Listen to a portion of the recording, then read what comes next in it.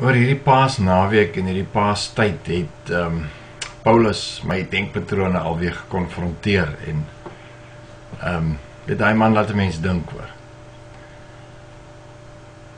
En ek het begin dink oor sekere goed wat hy sê en ek wil hê jy moet saam met my dink oor hierdie goed. Mense, dis nodig dat ons goed bevraagteken, dis nodig dat ons oopkop is rondom die evangelie van die goeie nuus, dat ons kan uitbreek uit hierdie mure van godsdienst wat ons verlang so vasgehou het. Paulus kom en hy skryf aan die Korintiërs en hy praat van 'n wysheid van leiers, maar dan praat hy van 'n wysheid wat van God afkom, wat verborge was. Hy praat van 'n verborgenheid, God se wysheid wat verborge was. Nou as jy nou jouself in Paulus se skoene sit, dan weet jy dat hy aan die Kolossense geskryf het van 'n verborgenheid wat nou geopenbaar is, en dit is Christus in die mens. Met ander woorde, daar's 'n verborgenheid wat 'n wysheid is van God, wat vir ons sê dat God een is met die mens. Maar dit was verborge vir die mens, maar nou is ons in die tyd wat dit geopenbaar word. Ons begin verstaan dat God deel is van ons en nie ergens daar in die hemel of wherever nie. Die woord het vlees geword. Die woord was God. God het vlees geword en hy is Jesus genoem. Nou sê Paulus, daar's 'n verborgenheid wat die heersers van daardie tyd nie verstaan het nie. En dit laat my nou dink, want wat sê hy verder? Hy praat nou van hierdie kennis van God en die mens is een. Jy sien, Jesus sê, ek en my Vader is een. As jy my sien, sien jy die Vader. Jesus het gekom om die Vader aan ons te verklaar.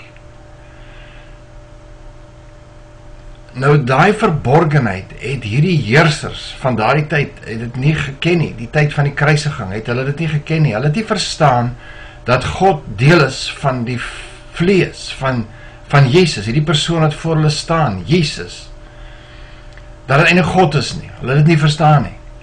Nou gaan Paulus verder, nou sê hy, as hulle dit verstaan het, as hulle verstaan het, hierdie is God in die vlees, en dat God deel is van hierdie vlees, van Jesus, dan sou hulle hom nooit gekruisig het. Sien, dit sê vir my dat Paulus iets weet van die mens wat ons dalk nie weet nie. Het was die kruisiging dalk regtig nodig? Is die kruisiging nie maar net die brutaliteit van die mens en die wreedheid van die mens om reg te laat geskied en vir Jesus brutaal vermoor het nie, geslag het nie? En dat ons vandag 'n verwysing kan hê van wat daar gebeur het. Weet Paulus nie miskien dat daar 'n lam geslag is, soos wat Johannes in Openbaring sê, reeds lankal, voordat Adam geval het, of dan voordat Adam sy identiteit bevraagteken het, was daar nie alreeds 'n lam geslag nie? Jy sien, as daar bloed nodig was om sonde te vergewe, en ons kyk nou na Jesus, dan kon Jesus nie die mense se sonde vergewe voor hy gesterf het nie, en tog het Jesus die mense se sondes vergewe. Dit laat mens dink. Is alles nie miskien reeds afgehandel, nog voor ek en jy, lank voor ons vlees geword het nie? Is ons nie miskien als afgehandel nog voor Adam sy fout gemaak het nie, en sy identiteit bevraagteken het nie? Is alles nie lankal reeds vir die mens afgehandel? Is God se opinie maar nie nog altyd dat ons net eenvoudig soos hy is nie? Sien, Jeremia verstaan nog iets en hy sê, ek is geheilig nog voor ek in my moederskoot gevorm is. Paulus sê, ons is geroep, ons is afgesonder nog voor ons in die moederskoot gevorm is.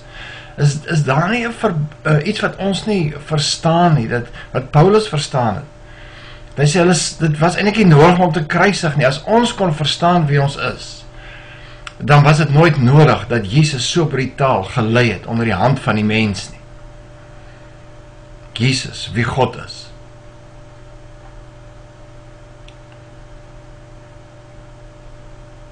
Sondes is vergewe sonder bloed. Jesus het sy sy disippels eintlik opdrag gegee en gesê, gaan vergewe die mense hulle sondes, voor hy gesterf het. So was dit regtig nodig dat Jesus so brutaal vermink en vernietig geword het. En daardie pyn en lyding moes deurgaan vir ons. Jy sien, God is reg deur die Ou Testament besig om ons te laat verstaan dat hy soek nie die offers nie. Toe Abraham vir Isak wil offer, wat doen God? Hy stop hom en hy gee hom 'n ram. Wat probeer God kommunikeer? Probeer nie miskien sê, maar ek het nie behaag in hierdie offers van julle nie. Het hy miskien later in die skrif weer gesê, maar ek het nie behaag in hierdie offers nie. As God nie behaag het in offers nie, hoekom sal hy sy seun offer? Jesus het gekom om die Vader aan ons te verklaar. Hy het ons kom wys hoe lyk God in die vlees, sodat ons kan verstaan wie ons is. Dat ons kan verstaan wie die Vader is en hoe hy lyk.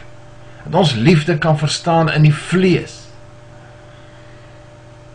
En toe vat die mens hom en die mens vernietig hom. En nou het ons 'n verwysing. Ons kan nou kyk na die gebeurtenis en weet, saam met hom het ons gesterf, saam met ons opgestaan in 'n nuwe lewe. Maar ek vra weer die vraag, is dit nie miskien nog steeds iets wat lankal afgehandel was nie? Voor Adam sy identiteit bevraagteken het. Dit was al die totale herstel en heelmaking van die mens reeds in plek. Die lam was geslag voor die grondlegging van die aarde. Hier is net 'n bewys van die brutaliteit van die mens.